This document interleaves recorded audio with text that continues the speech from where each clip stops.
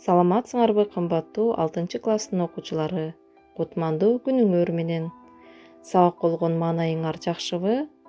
Анда биология китептериңерди алып, сабакка жакшылап көңүл бөлгүлө. Бүгүнкү сабагыбыздын темасы өсүмдүктөрдүн сорттору деп аталат. Бул темадан силер элдик селекция, селекция илими, селекционерлер, өсүмдүк сорттору, окумуштуулар жана алардын эмгектери, ыкмалары тууралуу билимдерге ээ болосуңар.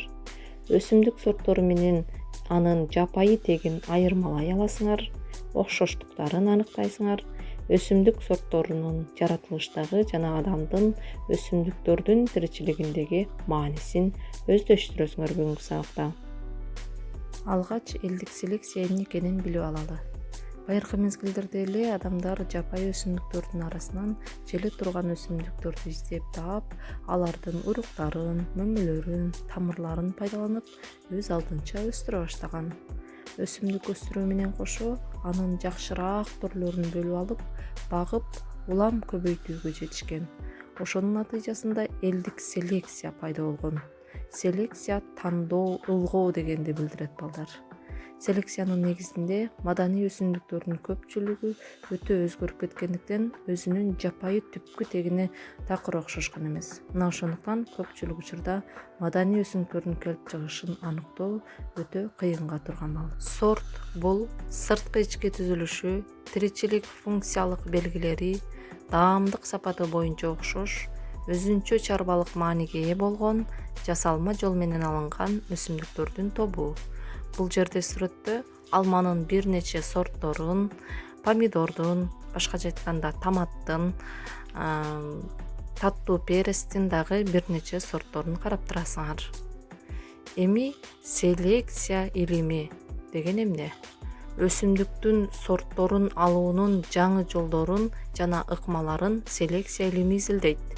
Селекционерлер адамга керектүү касиеттери бар, жогорку түшүм берүүчү, илдеттерге аз чалдыга турган, багып өстүрүү үчүн тигил же бул шартка ылайыктанган жаңы сорттордун алуунун үстүндө иштешет. Белгилүү селекционерлер Николай Иванович Вавилов селекциянын генетикалык негизин түзгөн. Дүйнөлүк деңгээлдеги маданий өсүмдүктөрдүн келип чыгышынын борборлорун аныктаган.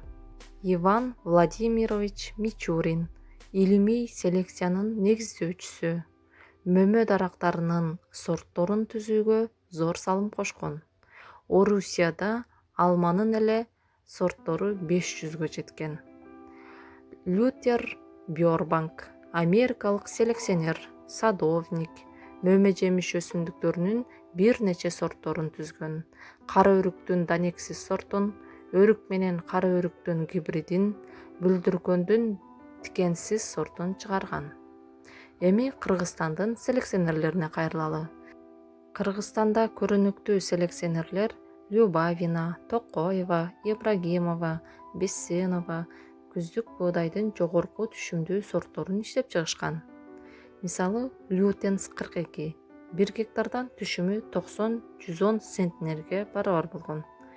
Кыял Бермет 1 гектардан түшүмү 82 центнер. Тилек 71 центнерге барабар болгон. Бестенованын Нутанс сорту 89 центнерди алган. Ардак күздүк арпанын сортторун, жаздык арпанын сортторун дагы иштеп чыккан. Жүгөрүнүн Манас сортунун негизинде жогорку түшүмдүү гибридтерди Сеадоев деген селекционер иштеп чыккан. Бул гибридтердин түшүмдүүлүгү гектарына 200 центнерден айланат. Жогорку деңгээлдеги ийгиликтерге Кыргызстандын селекционерлери башка айыл чарба өсүмдүктөрү менен иштегенге жетишти. Айта кетсек, кант кызылчасы, академик Акималиев, Степаненко, сафлер, пахта, мөмө жемиштер, капуста жана башка.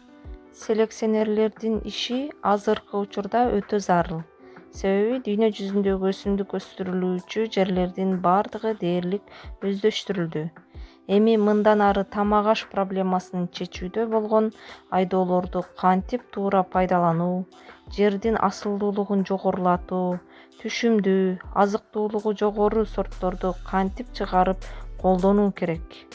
Бул жагынан КМШ өлкөлөрүндө да, АКШда, башка өлкөлөрүндө да бир топ ийгиликтер жаралып жатат.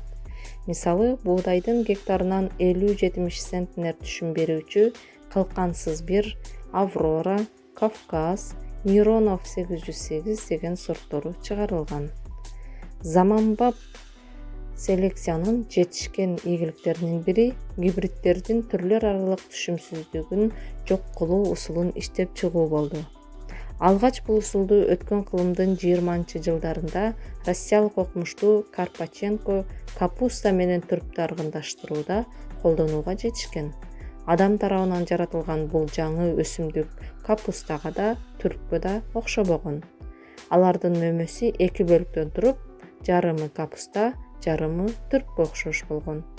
Кийинчерээк болсо буудай менен буудайык гибридти алууга жетишти. Бул гибрид негизинде буудайдын жаңы уруктуу тоют сорту жаратылды. Ал бир сезондо 3-4 жолу оруп алынат. 300-450 центнер гектарына жашыл массаны берет. Бири-биринен алыс түрлөрдү гибриддөө жолу менен дагы жаңы уруктуу жана тоют өсүмдүгү буудай менен кара буудайдын гибридтери алынды. Бул гибрид тритикале деп аталат.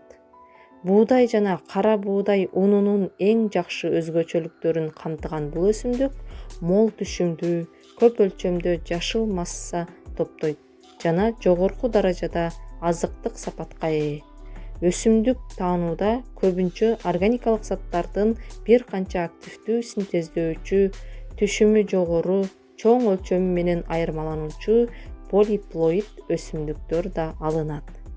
Эми балдар, бышыктоо үчүн суроолор. Сабакка канчалык деңгээлде түшүнгөнүңөрдү билүү үчүн төмөндөгү суроолорго жооп берип көргүлө.